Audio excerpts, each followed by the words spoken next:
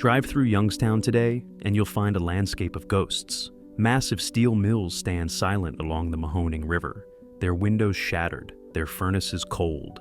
Entire neighborhoods have vanished, replaced by empty lots where grass grows through cracked foundations. The population has fallen from over 170,000 to barely 60,000. What remains feels hollow, a city carved out from the inside. Rising above the ruins stands a monument to what was lost. The Jeanette blast furnace, known to generations of workers as Jenny, towers over the valley like a rusted cathedral. For decades, she roared with fire and molten iron. Now she stands silent, a tombstone marking the death of an entire way of life. This is the story of a city that built America's steel, only to be abandoned by the corporations that owned its fate. Youngstown didn't decline gradually over decades. The end came suddenly, brutally, on a single September day in 1977, when distant executives closed the mills without warning. 5,000 jobs disappeared overnight. Within months, the entire industrial base collapsed. Families who had worked the furnaces for 3 generations found themselves with nothing. A steelworker standing outside the locked gates spoke words that would echo through history. The closures accomplished what Hitler couldn't do. Bruce Springsteen would later immortalize that line in his song Youngstown, giving voice to the rage and grief of a betrayed working class. But to understand how a city dies, you must first see how it lived. Chapter 1. Birth of the Iron Valley. The Mahoning Valley sits in northeastern Ohio, a natural corridor carved by the Mahoning River as it winds northward toward Lake Erie. The landscape appears gentle at first glance, rolling hills covered in hardwood forests, fertile soil that supported scattered farms and small settlements. But beneath that peaceful surface lay something far more valuable than farmland. The earth here was rich with iron ore and coal, deposits formed over millions of years, waiting to fuel an industrial revolution. The earliest settlers arrived in the late 1700s, drawn by cheap land and the promise of the frontier. They built simple communities, raised crops, and lived quietly. The valley remained largely agricultural through the early decades of the 1800s, but a few observant men noticed something the farmers missed. When streams cut through hillsides, they exposed dark seams of coal. When plows turned the soil in certain areas, they struck layers of iron-rich rock. These were not accidents of nature. They were the raw materials of industry, positioned perfectly together in a single valley. The transformation began in 1803, when James and Daniel Heaton built the first iron furnace near the present site of Youngstown. The furnace was primitive by later standards, a stone stack fired by charcoal, producing small quantities of pig iron. But it proved the concept. The valley could produce metal. Word spread slowly at first, then faster as the nation's hunger for iron grew. By the 1840s, more furnaces appeared along the river. The sky above the valley, once dark and clear at night, began to glow with the orange light of industry. Geography had blessed this place in ways the early industrialists quickly understood. The Mahoning River provided water for cooling and power. The surrounding hills held both iron ore and the coal needed to smelt it. Limestone deposits, essential for removing impurities from molten iron, existed nearby.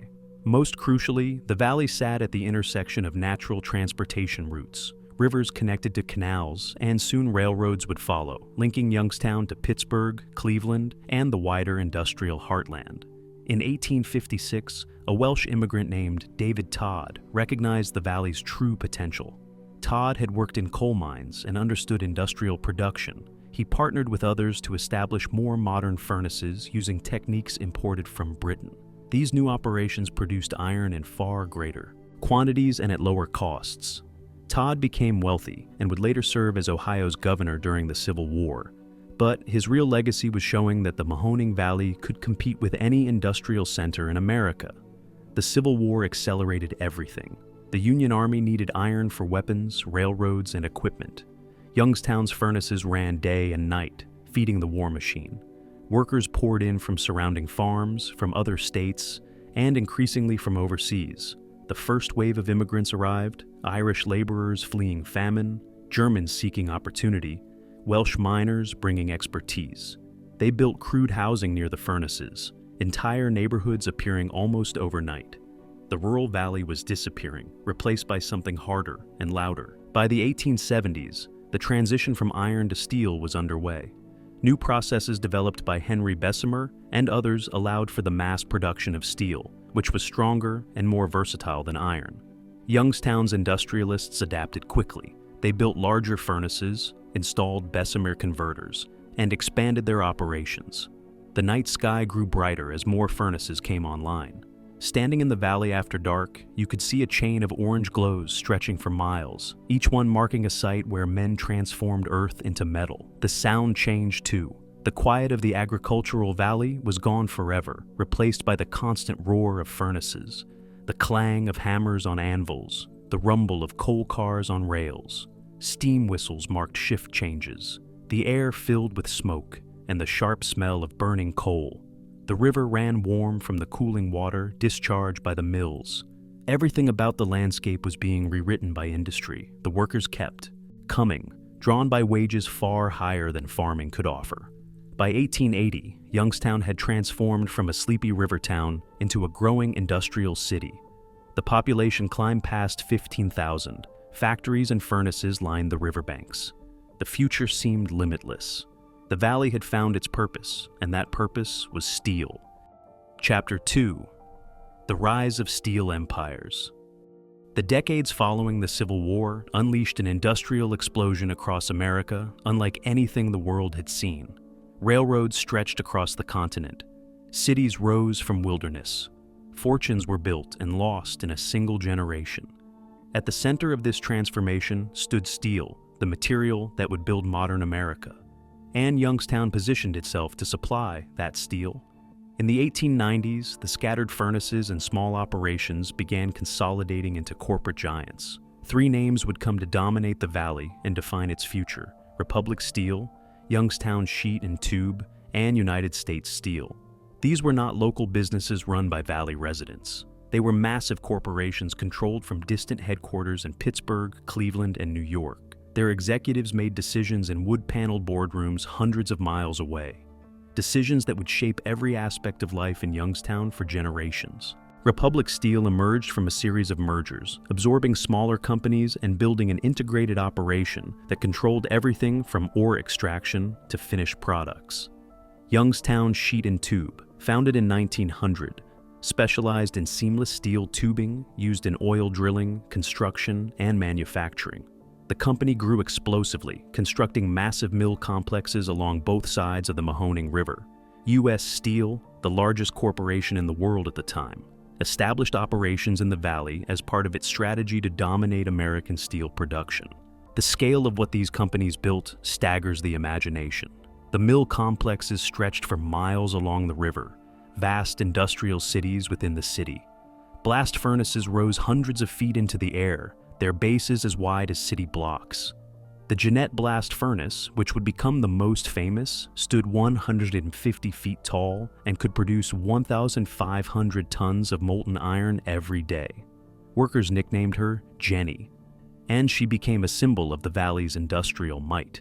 When Jenny was fired up, she roared like a dragon, consuming tons of iron ore, coke, and limestone, breathing fire and smoke and pouring out rivers of liquid metal that glowed white-hot in the darkness. Around Jenny and the other furnaces grew entire industrial ecosystems. Open hearth furnaces converted pig iron into steel. Rolling mills shaped the steel into sheets, beams, and pipes. Machine shops built and repaired equipment. Warehouses stored materials and finished products. Power plants generated electricity. All of this required infrastructure on a monumental scale. Water systems to cool the furnaces, rail yards to move materials, roads to handle constant truck traffic. The numbers tell part of the story. By 1920, Youngstown steel mills employed over 50,000 workers directly, with thousands more in supporting industries. The city produced more steel per capita than any other city in America. During peak production years, the valley's furnaces produced over 5 million tons of steel annually. The economic output rivaled that of entire states. The railroad integration proved crucial to this growth. Multiple rail lines converged on Youngstown, connecting it to iron ore mines in Minnesota, coal fields in Pennsylvania and West Virginia, and markets across the nation. Dedicated rail yards handled hundreds of freight cars daily, bringing in raw materials and shipping out finished steel. The Pennsylvania Railroad, the Erie Railroad, and the Baltimore and Ohio all maintain major facilities in the valley. You could stand at certain points and watch an endless procession of trains, black smoke rising from their engines, cars heavy with ore and coal rolling in, cars loaded with steel beams and sheets rolling out. War accelerated production to levels that seemed impossible. During World War I, Youngstown's mills ran around the clock, producing steel for ships, weapons, vehicles, and infrastructure. The furnaces never cooled. Workers labored in 12-hour shifts, 7 days a week. The city's contribution to the war effort earned national recognition. When World War II came, production ramped up even higher. Jenny and her sister furnaces poured out the steel that built Liberty ships, tanks, artillery, and the framework for military bases across the globe. Youngstown steel went into the infrastructure that supported D-Day.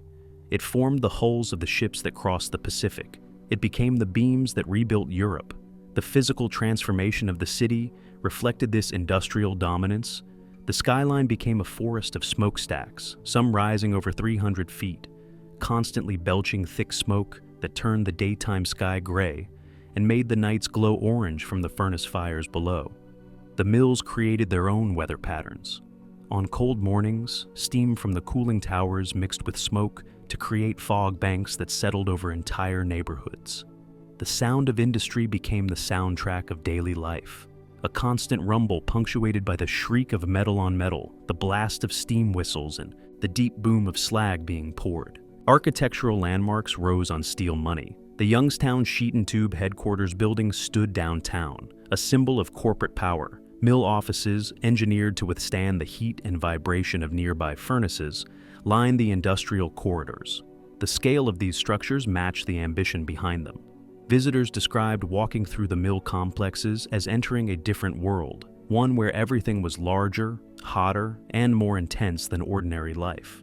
By the 1950s, Youngstown had reached its industrial peak. The valley produced steel that built America's interstate highways, its skyscrapers, its bridges, and its suburbs. The city had become exactly what those early industrialists envisioned, one of the great steel-producing centers of the world. The corporations that controlled production were posting record profits. The furnaces burned bright. The future seemed secure, built on foundations as solid as the steel pouring from the mills. No one imagined those foundations were already beginning to crack. Chapter 3: The Golden Age, Life in the Mill City. For 3 decades, from the 1940s through the 1960s, Youngstown lived its golden age. This was the era when steel wages built solid middle-class lives, when neighborhoods thrived around the mills, and when generations of families believed their futures were as permanent as the furnaces that lit the night sky. Life in Youngstown during these years followed rhythms set by the mills, measured in shifts and whistles, in paychecks that arrived every Friday, and in the deep pride of men who worked with fire and molten metal. The mills ran on 3 8-hour shifts that rotated around the clock. The day shift started at 7 in the morning, the evening shift at 3 in the afternoon, and the graveyard shift at 11 at night. Workers walked to their jobs through neighborhoods built within sight of the smokestacks. Some lived so close they could hear the roar of the furnaces from their kitchen tables. Shift whistles marked the passage of time for the entire city. When the whistle blew, streets filled with men carrying lunch pails, walking in groups, their faces already streaked with soot by the end of their shifts. Inside the mills, the work was brutal and dangerous. Temperatures near the blast furnaces reached over 2,000 degrees. Men worked in asbestos suits, shoveling coal, tapping furnaces, and guiding streams of molten steel that could kill in an instant if something went wrong. The noise was constant and deafening, making conversation impossible without shouting. Burns were common. Every mill worker carried scars. Deaths happened regularly enough that everyone knew someone who had been killed on the job, crushed by equipment, burned by molten metal, or overcome by toxic gases. Yet the workers took fierce pride in what they did. They were making the steel that built America. They could point to bridges, buildings, and ships and say, "We made that." The work required skill, strength, and courage. Not everyone could handle the heat, the danger, and the relentless physical demands. those who could earn respect and wages that were among the highest for industrial workers in the country.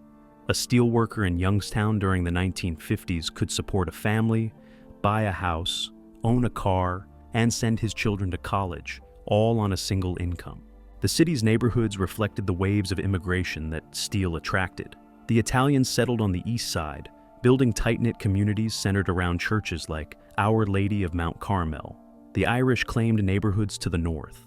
Eastern Europeans, Poles, Slovaks, Hungarians, and Ukrainians created their own enclaves, each with ethnic clubs, churches with services in their native languages, and traditions carried from the old country. African Americans, who had migrated from the south seeking industrial jobs, built communities on the city's north and east sides, working the same furnaces and facing the same dangers as everyone else, though often relegated to the hottest and most dangerous positions. These neighborhoods functioned like small villages within the larger city. Everyone knew everyone. Families had lived on the same streets for generations. Corner bars served as social centers where men gathered after shifts. Ethnic bakeries, butcher shops, and markets lined the commercial streets. Churches anchored community life. On Sundays, entire neighborhoods walked to Mass together. Weddings, funerals, and holidays were collective affairs. Children played in the streets while their fathers worked at the mills. Mothers managed households and raised families. Life had a predictable rhythm, a sense of permanence. The steel money that flowed through the city built institutions that gave Youngstown culture beyond the mills. Stambaugh Auditorium, a magnificent concert hall built in 1926, brought world-class performances to a working-class city. The public library system expanded, parks were maintained and improved. Butler Art Institute housed an impressive collection. These were not the amenities of a rough industrial town, they were the markers of a prosperous community investing in its future. The Warner brothers spent their formative years in Youngstown in the early 1900s. Harry, Albert, Sam, and Jack Warner lived on the city's north side before moving to California and founding their studio. Years later, after they had built their Hollywood empire, they still spoke of their Youngstown childhoods, of walking past the mills, of the immigrant neighborhoods, of the determination and work ethic that the Steel City had instilled in them. High school football became another expression of civic pride. On Friday nights in the fall, entire neighborhoods emptied out as families headed to the stadium. The local teams, Youngstown's South High Wildcats, East High Golden Bears, and others, competed with an intensity that reflected the toughness of the mills. Players were sons of steelworkers, inheriting their father's strength and determination. The games were events where the city came together, where victories felt like validations of the community's worth. Families passed down mill, jobs like inheritances. Sons followed fathers into the same plants, often working side by side. Grandfathers told stories of the early days. Fathers taught sons the skills, the dangers, and the pride of steelwork. These weren't just jobs, they were identities. A man introduced himself not with his name first, but with where he worked. I'm with Sheet and Tube. I work at Republic. I'm a furnace operator at Jenny. The mills defined who you were. Wives understood that their husbands belonged to the mills as much as to them. They washed work clothes blackened with soot, packed lunch pails before dawn, and waited anxiously when accidents occurred. They managed households around the shift schedules, planned family life around the demands of steel production, and raised children in the shadow of the smokestacks. Many women also worked in offices, shops, and schools, but the primary wage earner was almost always the man at the mill. The sound of Youngstown during these years was unmistakable. The roar of furnaces provided a constant bass note.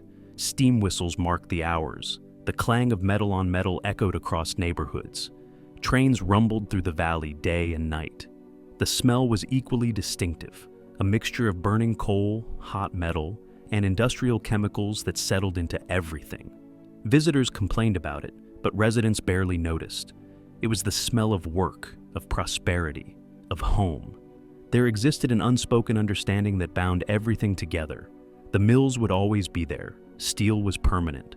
The corporations that owned the operations might change, the specific processes might evolve, but the fundamental reality would remain. Youngstown was a steel city. It had been for nearly a century. It would be for centuries more. Fathers told sons that there would always be work at the mills. Teachers directed students toward technical training that would prepare them for mill jobs. City planners designed for continued growth. Banks loaned money, confident that steel wages would continue. Everyone believed. This belief wasn't foolish or naive. It was based on observable reality. The mills had survived depressions, wars, and economic changes. They had grown stronger through each challenge. Production numbers kept rising. The post-war boom seemed endless. American steel dominated the world market. Why would that ever change? Standing in Youngstown during the 1960s, watching Jenny and the other furnaces pour out steel, seeing the prosperity in the neighborhoods, the confidence seemed justified. The golden age felt eternal because no one could imagine it ending. Chapter 4: Cracks in the Foundation. The first cracks appeared so quietly that most people missed them. In the mid-1960s, while Youngstown's mills still ran at near capacity and workers still believed in the permanence of steel, a fundamental shift was underway. The world that had made Youngstown prosperous was changing, and the city had no control over any of it. Foreign competition arrived like a distant storm that grew closer each year. Japan and West Germany, rebuilt after World War II with modern equipment and American financial aid, had constructed steel industries that were newer, more efficient, and more technologically advanced than anything in the Mahoning Valley. Japanese mills used basic oxygen furnaces that could produce steel faster and cheaper than the open hearth furnaces still operating in Youngstown. German plants incorporated automation that reduced labor costs. By the late 1960s, foreign steel began appearing in American markets at prices domestic producers couldn't match. The mills in Youngstown were aging. Many of the blast furnaces, including Jenny, had been built in the early 1900s. The technology was outdated. The equipment required constant maintenance and frequent repairs. To remain competitive, the mills needed massive reinvestment. New furnaces, updated rolling mills, modern pollution controls, and automated systems. The cost would run into hundreds of millions of dollars per facility. The corporations that owned the mills faced a choice, and they made it in boardrooms far from the Mahoning Valley. Executives at Republic Steel in Cleveland, at U.S. Steel in Pittsburgh, at Youngstown Sheet and Tube in New York, looked at spreadsheets and profit margins. They saw aging facilities that would require enormous capital investment. They saw foreign competition driving down prices. They saw other regions of the country and other parts of the world where production costs were lower. The decision, when it came, was coldly rational from a corporate perspective. They would not modernize. They would extract what profit remained and then move on. Local leaders sensed the danger, but had no power to change the trajectory. Youngstown's mayor, city council members, and Chamber of Commerce understood that the mills were the foundation of everything. They attempted to attract other industries to diversify the economy. They offered tax incentives and promoted the city's location and workforce. But what company would locate in a city dominated by steel when steel itself was struggling? The attempts at diversification were too little, too late, and largely ineffective. The economy remained almost entirely dependent on the mills. The warning signs accumulated gradually through the early 1970s. Production schedules shortened. Some furnaces that had run continuously for decades began having idle periods. Orders declined. Workers noticed reduced overtime. Then came the quiet layoffs, small numbers at first, a few dozen here, 100 there. Management explained these as temporary adjustments, seasonal fluctuations, nothing to worry about. The union negotiated but had little leverage.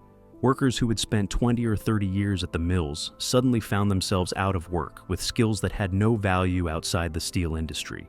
The mills themselves showed visible decline. Maintenance became less frequent. Equipment that broke down took longer to repair. Paint peeled from structures. Weeds grew in rail yards that had once been immaculate. Workers who took pride in their facilities watched them slowly deteriorate and felt a growing unease that they couldn't quite articulate. Management and labor, once bound by mutual interest in production, began viewing each other with suspicion and hostility. Union leaders accused the corporations of deliberately undermining the mills. They pointed to the lack of investment, the aging equipment, and the sense that the companies were managing decline rather than planning for the future. Corporate executives blamed high labor costs, restrictive union contracts, and worker resistance to productivity improvements. The gap between these perspectives widened. Strikes became more frequent and more bitter. The shared identity that had once united everyone involved in steel production fractured. The fundamental vulnerability was structural and had existed from the beginning, but prosperity had masked it for decades. Youngstown had built everything on a single industry that it did not control. The corporations that owned the mills had no particular loyalty to the city. They were responsible to shareholders, not to communities. When the numbers no longer justified continued operation, they would close the facilities regardless of the human cost. The workers had given their lives to these companies, but the companies owed them nothing beyond their paychecks. This imbalance of power had always existed, but only became visible when the relationship began to fail. City officials, union leaders, and workers kept hoping that things would stabilize. They believed that American steel had weathered challenges before and would do so again. They clung to the false security of past success. After all, these mills had run for nearly a century. They had survived the Great Depression. They had thrived during 2 world wars. How could they simply disappear? The psychological inability to imagine the end made it impossible to prepare for what was coming. By 1977, the situation was critical. Production had fallen dramatically. Layoffs had eliminated thousands of jobs. Entire sections of the mills sat idle. Yet somehow, most people still believed that salvation was possible, that someone would intervene, that the government or the corporations or market forces would prevent total collapse. They could not conceive that the end would come suddenly, without warning, on an ordinary September morning, when executives in a Pittsburgh boardroom would decide that Youngstown's mills were no longer worth operating. The storm was about to break, and the city was completely unprepared. In Chapter 5, Black Monday. September 19th, 1977 began like any other Monday in Youngstown. Workers on the day shift arrived at the Campbell Works, the massive Youngstown sheet and tube facility that sprawled across the Mahoning River. They clocked in, put on their protective gear, and headed to their stations. The furnaces roared. Metal moved through the rolling mills. Morning light filtered. Through smoke rising from the stacks, nothing suggested that within hours everything would end. At mid-morning, company officials began calling meetings. Supervisors gathered workers in break rooms and administrative offices. The message they delivered was brief and devastating. The Campbell Works would close immediately. All operations would cease within days. 5,000 jobs were eliminated in a single announcement. There would be no phase-out, no transition period, no alternative employment. The mill that had operated for 77 years was finished. The shock spread through the facility in waves. Men who had worked at Campbell for decades stood motionless, trying to process what they had just heard. Some thought it was a mistake, a rumor that would be corrected. Others simply walked out, unable to remain in a workplace that had just become a tomb. The word spread beyond the mill gates almost instantly. Wives received phone calls at home. Workers from other facilities heard through friends and family. Radio stations broke into regular programming with the news. By noon, all of Youngstown knew. Fathers came home early that afternoon, arriving at kitchen tables in the middle of the day, still wearing their work clothes. They sat in silence while their wives tried to understand what the closure meant. How would they pay the mortgage? What about the car payments? Could they finish paying for their daughter's college? The children who came home from school found their parents crying, something many had never witnessed before. Thus, emotional devastation was immediate and total. By evening, hundreds of workers gathered outside the locked gates of Campbell Works. They stood in small groups, staring at the facility where they had spent their adult lives. Some men wept openly. Others stood with their arms crossed, faces hard with anger. They could see the furnaces still glowing inside, but the company had already posted security guards at the entrances. No one was allowed back in except to collect personal belongings under supervision. One worker, a veteran of World War II who had survived combat in Europe and then spent 3 decades at the Campbell Works, spoke words that would define the moment. He looked at the closed gates and said the shutdown accomplished what Hitler couldn't do. The line captured the rage and betrayal that thousands felt. They had built tanks and ships that defeated fascism. They had poured the steel that rebuilt the world. And now, corporate executives in distant cities had destroyed their livelihoods with the stroke of a pen. Community meetings erupted across the city in the following days. Churches, union halls, and school auditoriums filled with workers, families, and local leaders searching desperately for solutions. The mayor spoke of emergency measures. Union representatives promised to fight. Religious leaders offered prayers and condolences. But beneath the speeches and the solidarity, everyone could sense the futility. The decision had been made at the highest levels of the Likes Corporation, which owned Youngstown Sheet and Tube. The company's executives had determined that the Campbell Works was no longer profitable and that no amount of community protest would change that calculation. Attempts to save the mills began immediately, but were doomed from the start. A coalition of religious leaders, union officials, and local politicians proposed that the federal government purchase the facility and keep it operating while a buyer was found. They argued that the economic impact justified intervention. Congressman Charles Vanek and Senator Howard Metzenbaum added their voices. Letters flooded Washington. The Carter administration sent observers, but offered no real help. The government would not nationalize steel mills to save one city. Local investors explored the possibility of purchasing the Campbell Works and operating it as an independent facility. The numbers made no sense. The equipment was outdated. The cost of modernization was prohibitive. Foreign competition had driven steel prices so low that profit margins had disappeared. Any serious buyer looked at the situation and walked away. The only parties interested in the property were scrap dealers who wanted to dismantle the facility and sell the metal. Workers proposed the most radical solution. They would buy the mills themselves and operate them as a worker-owned cooperative. The idea captured national attention. Tom Stanton, a local lawyer, helped organize the effort. Workers pledged their savings and their pension funds. Supporters donated money, but the total they could raise was nowhere near enough. The Likes Corporation demanded $300 million for the Campbell Works. The Workers' Coalition could offer a fraction of that amount. The company showed no interest in selling at a reduced price or in facilitating worker ownership. They wanted to liquidate assets and move on. As the rescue attempts failed, the physical shutdown proceeded with brutal efficiency. The furnaces at Campbell Works went cold for the first time in decades. The sudden temperature drop caused the massive structures to crack and groan. Sounds like the building itself was mourning. Equipment was drained of fluids. Power was cut. Within weeks, the facility that had glowed day and night for generations stood dark and silent. Workers drove past on their way to nowhere, staring at the place that had defined their lives. The closure of Campbell Works triggered the domino effect that everyone had feared. Other companies looked at their own aging facilities in Youngstown and made similar calculations. If Sheet and Tube was closing operations, if foreign steel was undercutting prices, if there was no reason to invest in modernization, then why continue? United States Steel announced closures of portions of its Youngstown operations. Republic Steel followed with its own cutbacks. By the end of 1978, nearly half of the steelmaking capacity in the Mahoning Valley had disappeared. The speed shocked everyone. This wasn't a gradual decline over decades that allowed for adjustment and diversification. From the announcement in September 1977 to the widespread shutdowns a year later, the entire foundation of the local economy collapsed.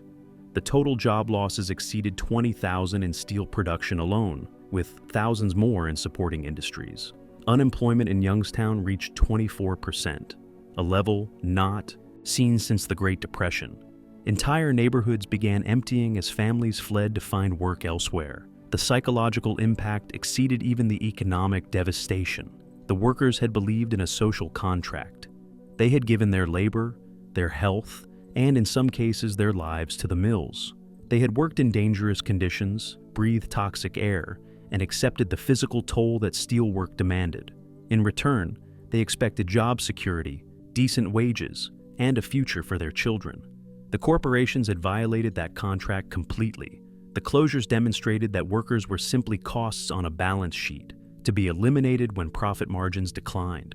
People compared the collapse to a natural disaster, an earthquake or a flood that destroyed everything without warning. But natural disasters are acts of God, beyond human control. What happened to Youngstown was entirely man-made. Corporate executives made deliberate choices. They chose not to modernize. They chose not to fight for market share. They chose to close facilities rather than accept reduced profits. They chose to prioritize shareholders over workers and communities. The suffering that followed was not an accident or an unfortunate side effect. It was the predictable result of a system where capital has no loyalty to place. Black Monday marked the end of an era and the beginning of a long descent. The mills would continue closing in waves over the following years. The population would keep falling. The neighborhoods would keep emptying. But September 19, 1977, was the moment when the future died, when the belief in permanence shattered, when Youngstown learned that nothing, no matter how solid it seems, is truly safe from the calculations of distant men who answer only to profit. 6. The Unraveling. The months following Black Monday brought a cascade of collapse that seemed to have no bottom. Unemployment in Youngstown climbed past 20% and kept rising. Every week brought new layoffs as the steel closures rippled outward through the economy. Suppliers who had provided materials to the mills shut down. Trucking companies that had hauled steel lost their contracts. Machine shops that repaired mill equipment had no customers. The service industries that had thrived on steel wages began dying too. The bars and restaurants near the mill gates closed first. These were the places where workers had gathered after shifts, where paychecks were cashed and rounds were bought, where friendships were maintained and complaints were shared. Without the mill workers, there was no business. Owners who had operated the same establishments for decades locked their doors and walked away. The storefronts stood empty, windows darkening with dust. Family-owned shops throughout the city followed the same pattern. Clothing stores, hardware stores, appliance dealers, car lots, all depended on customers with steady incomes. When the paychecks stopped, so did the purchases. Merchants who had extended credit to mill families found themselves with uncollectible debts. Some tried to hold on through savings accumulated during the prosperous years, but those reserves ran out quickly. Going out of business signs appeared in windows across the city.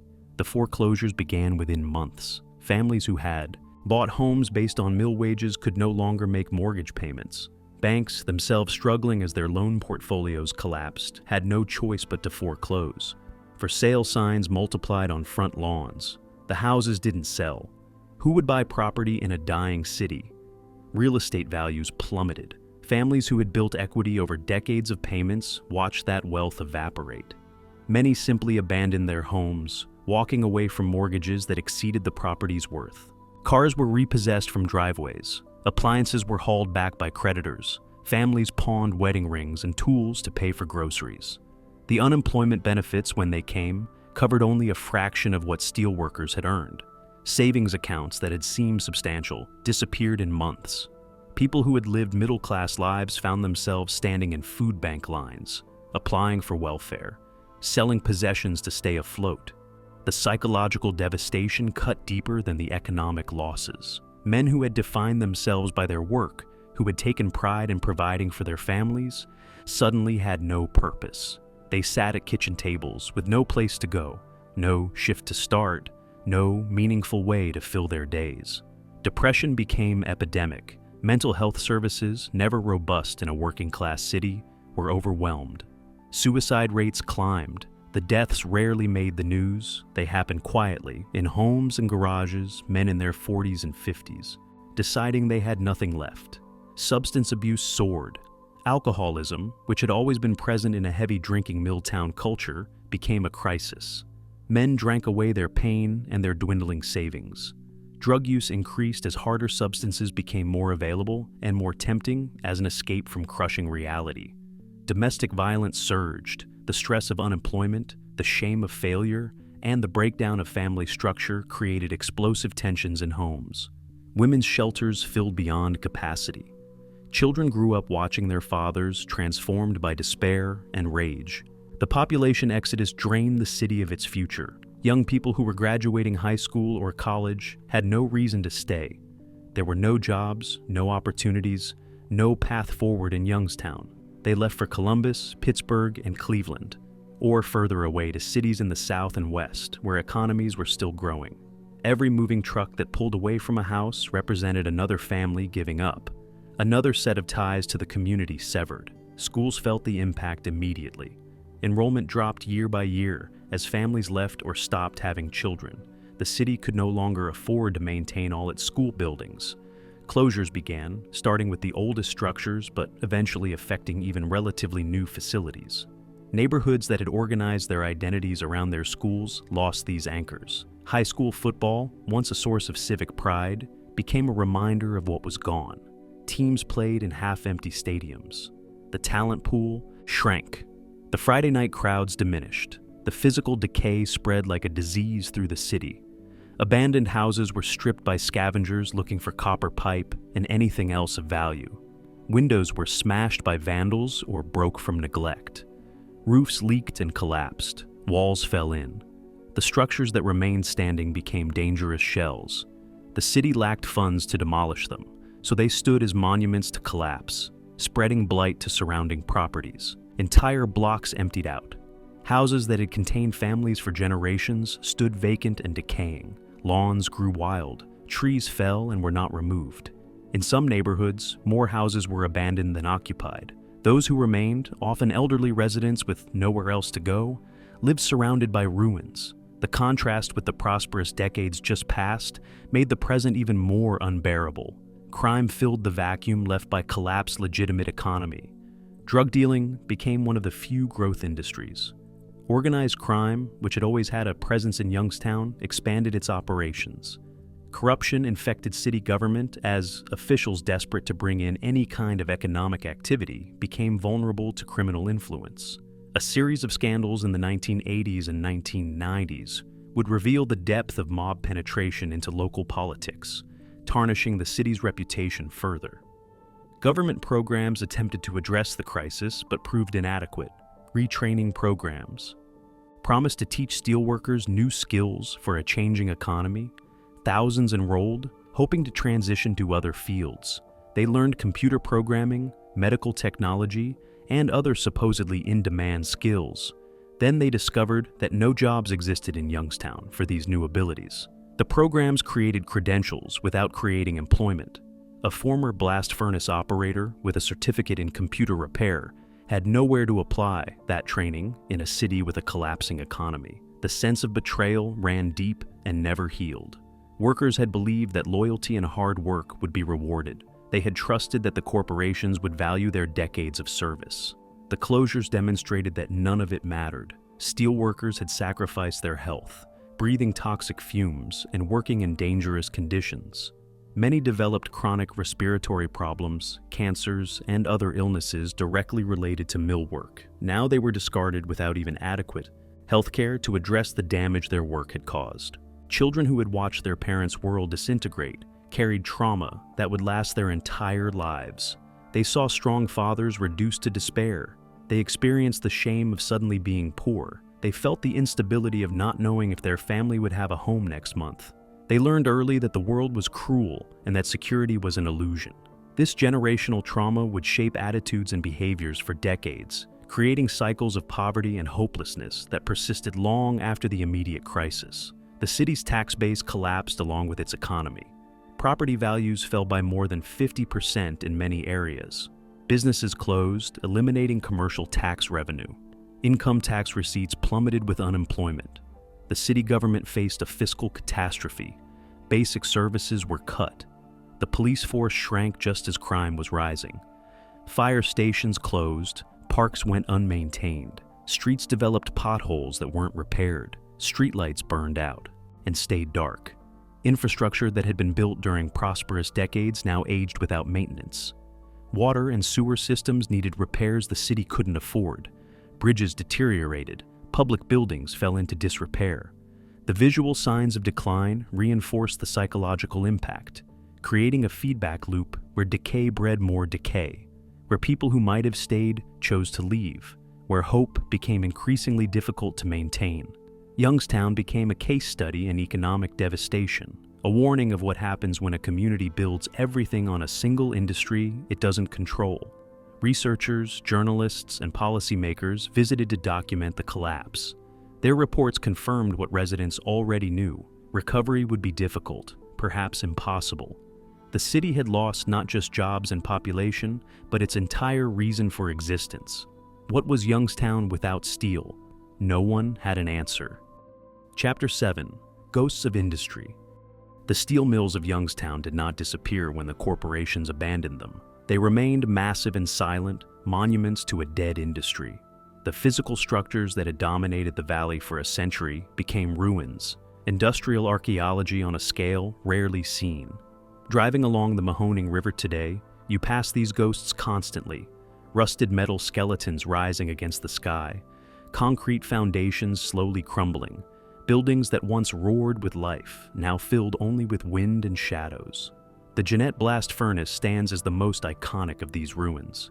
Jenny, who once poured out 1,500 tons of molten iron daily, went cold in 1978. Her massive form remains 150 feet of deteriorating metal and brick, streaked with rust that runs like dried blood down her sides. The staircases that workers once climbed for every shift now lead nowhere, twisted and unsafe. The buildings that surrounded her base, where the furnace was charged with ore and coke, have partially collapsed. Weeds grow through cracks in the concrete, birds nest in the high structures. On foggy mornings, she appears like a ghost ship emerging from mist, a reminder of power that no longer exists. Around Jenny and throughout the valley, other structures tell the same story. Rolling mills that stretched hundreds of feet long stand empty, their roofs caved in, their machinery either stripped for scrap or rusting in place. Open hearth furnaces, some as large as cathedrals, have become hollow shells. Their brick walls are crumbling. Rain and snow fall freely through missing sections of roof. The floors where molten steel once flowed are now littered with debris and pooled water. There is an eerie beauty to these ruins that attracts photographers, artists, and urban explorers. The scale of the structures creates dramatic compositions. Light filters through broken windows and gaps in walls, creating patterns on rust-covered surfaces. The colors are muted but striking. The orange-brown of oxidized steel, the gray of aged concrete, the green of vegetation pushing through industrial waste. The contrast between the organic and the mechanical, between nature and human creation, produces images that are both beautiful and deeply melancholic. Urban explorers risk trespassing charges and physical danger to enter the abandoned mills. They document spaces that few people will ever see. Control rooms with gauges still mounted on walls, break rooms with lockers standing open, offices with paperwork scattered across desks and floors. These frozen moments capture the suddenness of the closures. Workers left and never returned. Everything was simply abandoned. Nature has begun reclaiming the mill sites with patient persistence. Trees grow from the foundations of demolished buildings. Vines climb the sides of still-standing structures. Small forests have sprouted in former parking lots and storage yards. The Mahoning River, no longer heated by cooling water discharge, has returned to something closer to its natural temperature. Fish that had been driven away by pollution are slowly returning. Birds that once avoided the smoke and noise now nest in the ruins. But nature's reclamation cannot erase the environmental damage. The soil throughout the mill sites is contaminated with heavy metals, PCBs, and other industrial chemicals that seeped into the ground over decades of production. Testing reveals contamination levels that make the land unsuitable for residential use or even many commercial purposes.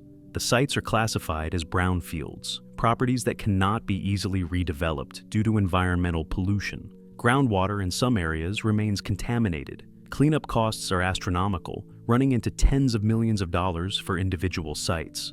The corporations that caused the contamination are long gone or have successfully avoided liability. The burden falls on the city and state, which lack funds for comprehensive remediation. So the poison remains in the ground, leaching slowly into the watershed, a toxic legacy that will persist for generations. Much of the equipment that filled the mills was sold for scrap in the years following closure. Companies that specialized in industrial demolition bought rights to dismantle facilities and sell the metal. Massive furnaces were cut apart with torches. Rolling mills were dismantled piece by piece. Rail systems were torn up. The scrap was sold to mills in other countries. An ironic fate for equipment that had once been at the center of American steel production. Some structures proved too difficult or too expensive to fully demolish. The cost of bringing down a blast furnace safely can exceed $1 million. Environmental regulations require careful handling of asbestos and other hazardous materials. Many property owners found it cheaper to simply walk away, leaving the structures standing. The city lacks funds to demolish everything, so the ruins remain, becoming more dangerous and more decayed with each passing year. A few sites have found new purposes. The old Republic Steel Administrative Building was converted to offices. Some warehouse structures became storage facilities or light manufacturing spaces. But these adaptive reuses represent a tiny fraction of the total industrial infrastructure. Most of the mills are simply abandoned, too contaminated for redevelopment, too expensive to demolish, too damaged to repurpose. The ruins serve as constant reminders to everyone who remains in Youngstown. You cannot escape them.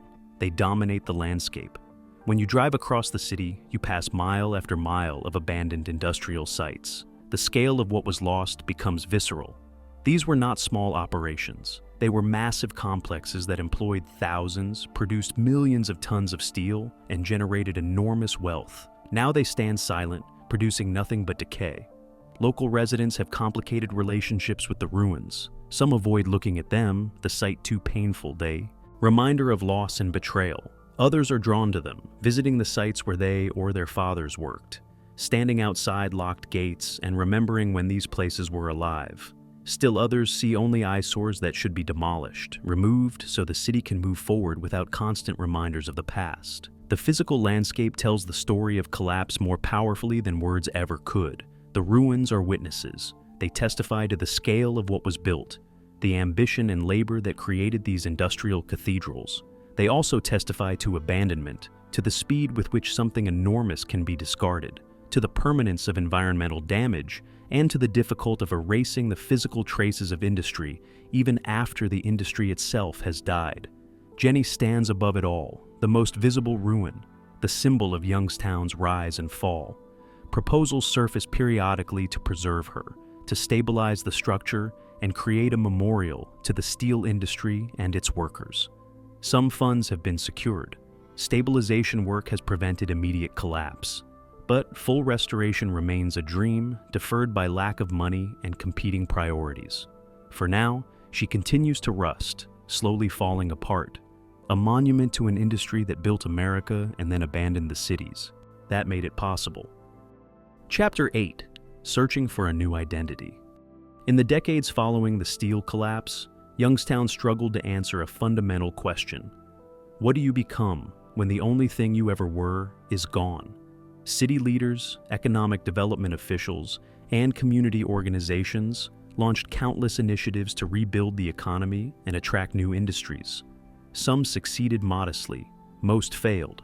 None came close to replacing what was lost. The initial strategy focused on attracting manufacturing to fill the void left by steel. City officials offered tax abatements, infrastructure improvements, and workforce training programs. They marketed Youngstown's location, its transportation networks, and its history of industrial production. A few small manufacturers arrived, companies producing auto parts, plastics, and machinery. They employed dozens or hundreds of workers, not thousands. The wages were lower than steel had paid. The benefits were less generous. The jobs felt temporary rather than permanent. Workers who remembered mill employment understood the difference immediately. Healthcare emerged as one of the few growth sectors. Hospitals and medical facilities expanded to serve an aging population. St. Elizabeth Health Center and Mercy Health became major employers. Medical jobs offered stability and decent wages, but they couldn't absorb the thousands of former steelworkers. A man who had operated a blast furnace couldn't easily transition to healthcare work. The skills didn't transfer. The culture was completely different. Youngstown State University evolved from a regional commuter school into a more significant institution. As the population declined, the university became proportionally more important to the local economy. It employed faculty and staff, attracted students from outside the area, and generated economic activity. The university purchased abandoned buildings downtown and expanded its footprint. In a shrinking city, the campus grew. But education, like healthcare, could only absorb a fraction of the displaced workforce. Desperate for revenue and economic activity, the city embraced gambling. In 2009, the Hollywood gaming facility opened in the former Strauss department store building downtown, bringing slot machines and table games to a community that had once built its prosperity on manufacturing. The casino created a few hundred jobs and generated some tax revenue, but it also represented an admission of defeat. Youngstown was now competing for dollars from people's entertainment budgets rather than producing goods the world needed. Entertainment and tourism initiatives followed. The Youngstown Foundation Amphitheater brought concerts to the riverfront. Downtown saw sporadic attempts at renovation and revitalization. Restaurants opened in historic buildings, some succeeding for a while, others failing quickly. These efforts created pleasant spaces and moments of optimism. They did not create broad-based prosperity. A city of 170,000 industrial workers cannot transform into a city of 60,000 service workers and call it recovery. The brutal reality became increasingly clear. Nothing would replace steel's scale or impact. At its peak, the mills employed over 50,000 people directly in high-wage jobs with strong benefits. The multiplier effect created tens of thousands of additional jobs throughout the local economy. No combination of healthcare, education, small manufacturing, and service industries could replicate that foundation. The economic base had been permanently reduced. The population decline continued, relentlessly.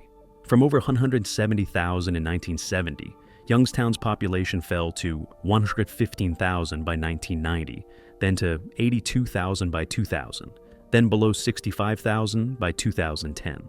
Every census brought worse news. Young people continued leaving. Older residents died without being replaced. Birth rates fell as economic instability made raising families difficult.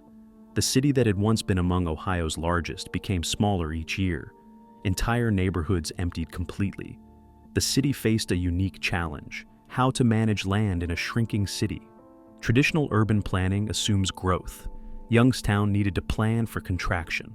In a controversial but pragmatic decision, officials began demolishing abandoned houses by the hundreds and returning the land to green space. Whole blocks were razed. Streets that had once lined residential areas now led to open fields. The city was literally erasing parts of itself. This approach became known as the Shrinking Cities movement, and Youngstown became its most prominent American example. Urban planners from around the world studied the city's strategies for managing decline. The Youngstown 2010 plan explicitly acknowledged that the city would never return to its former size and instead focused on creating a smaller but more sustainable community. This acceptance of reality was painful but necessary. The alternative was maintaining infrastructure and services for a population that no longer existed. The younger generation that came of age after the collapse had a different relationship to the city. They never experienced the prosperity or the promise. For them, Youngstown had always been struggling, always declining. Some left as soon as they could. Others stayed by choice rather than inertia, finding meaning in trying to rebuild rather than mourning what was lost. They opened small businesses, created arts organizations, and attempted to define a new identity not based on steel. Efforts to preserve history gained momentum as the generation that had worked the mills aged. The Youngstown Historical Center of Industry and Labor opened in a former bank building, documenting the steel era through photographs, artifacts, and oral histories. Former workers donated their hard hats, their tools, and their stories. The museum became a place of pilgrimage for those who wanted to remember, to show their children and grandchildren what had existed. Parts of the old mills were preserved as memorials. Stabilization work on the Jeannette Blast. Furnace continued slowly. Plaques were placed at significant sites. Historical markers told the story of what had happened. These preservation efforts created tension. Some believed the city needed to honor its past and maintain connections to the steel heritage. Others argued that focusing on history prevented moving forward, that the constant reminders of past glory made accepting present reality more difficult. The realistic assessment, hard as it was to accept, became increasingly clear. Youngstown would never return to its former size, prosperity, or importance. The steel industry was gone and would not return. Global economic forces had moved on. The city's future would be as a smaller, poorer community, perhaps finding modest success in niche manufacturing, healthcare, and education, but never again as an industrial powerhouse. This acceptance brought a kind of painful peace. The years of hoping for a dramatic turnaround gave way to the more modest ambitions. If the city could stabilize its population, maintain basic services, preserve some quality of life for remaining residents, that would be success. The standard had changed. Survival, not prosperity, became the goal. In a city built on dreams of empire, Learning to live with diminished expectations required a fundamental psychological shift that many never fully made. Chapter 9: Bruce Springsteen and the Power of Memory. In 1995, Bruce Springsteen released an album that surprised many of his fans. The Ghost of Tom Joad was quiet, acoustic, and political, a collection of songs about the forgotten and the abandoned in contemporary America. Among the tracks was one called Youngstown, and when residents of that broken city first heard it, many wept. Springsteen had never worked in a steel mill. He had never lived in the Mahoning Valley, but somehow he had captured the essence of what happened there with a precision that felt almost impossible for an outsider. The song tells the story from the perspective of a steelworker whose family had labored in the mills for generations, who had believed in the permanence of that work, and who watched it all disappear. The lyrics reference Jenny, and locals immediately understood. Springsteen was singing about the Jeanette Blast Furnace, using the intimate nickname that workers had given her. The song describes her standing cold and silent, a monument to something that once had meaning. By naming Jenny specifically, Springsteen connected the abstract concept of deindustrialization to a concrete place and structure that thousands of workers knew intimately. The most powerful line in the song borrows directly from the quote spoken by a steelworker on Black Monday. The lyric describes how the mill closures accomplished what Hitler couldn't do. Those words carried the full weight of betrayal felt by men who had helped defeat fascism, who had built the steel that won World War II, only to have their livelihoods destroyed by American corporations. The line made explicit what many workers felt but struggled to articulate. They had been defeated not by external enemies but by the economic system they had served. The song builds through verses that chronicle generations of work, the pride of building America, and the sudden collapse. It ends with the narrator driving through empty streets, past the silent mills, asking who betrayed whom. The ambiguity in that final question captures the complexity of what happened. Was it the workers who were betrayed, or did they somehow betray themselves by trusting too much? In November 1996, Springsteen brought his solo acoustic tour to Stambaugh Auditorium in Youngstown. The venue, built with steel money in 1926, had survived the collapse and remained one of the city's cultural treasures. The concert was emotionally charged from the first notes. When Springsteen introduced Youngstown, the audience fell completely silent. As he sang, people in the crowd cried openly. Former steelworkers listened to a rock star from New Jersey tell their story, with more accuracy and feeling than most politicians or journalists had managed. Before the concert, Springsteen visited the Youngstown Historical Center of Industry and Labor. He walked through exhibits documenting the steel era, looked at photographs of workers at the furnaces, and listened to some of the oral histories that had been collected. Local historians who guided him said he asked detailed questions and seemed genuinely moved by what he learned. The visit reinforced what the song had already demonstrated. Springsteen had done his research and cared about getting the story right. The impact of the song extended far beyond that one night at Stambaugh Auditorium. Youngstown gave voice to working-class anger and loss in a way that resonated nationally. The song appeared during a period when deindustrialization was affecting communities across the Rust Belt, but public discourse largely ignored the human cost.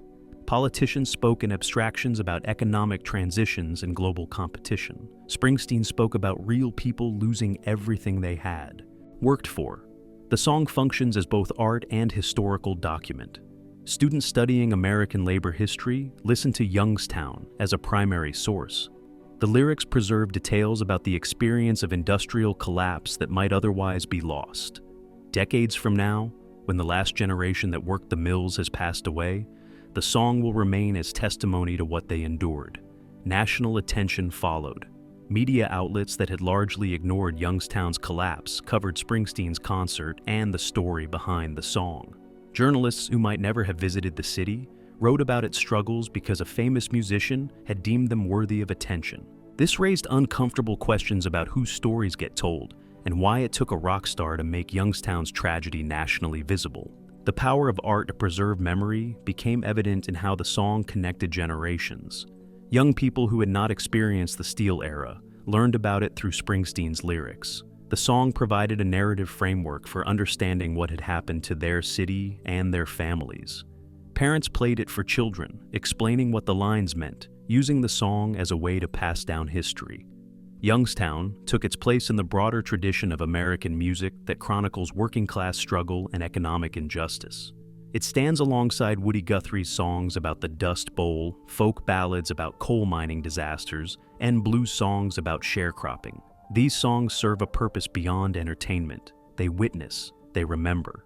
They insist that the suffering of ordinary people matters and deserves to be recorded. For Youngstown, the song became something close to an anthem, not a celebration, but a validation. Someone had seen what happened. Someone had understood the magnitude of the loss. Someone had captured the rage and the grief and the sense of betrayal. Bruce Springsteen had given the city a voice that would echo long after the last furnace had turned to dust. Chapter 10: What Was Left Behind. Youngstown stands as a monument to a peculiar kind of American tragedy.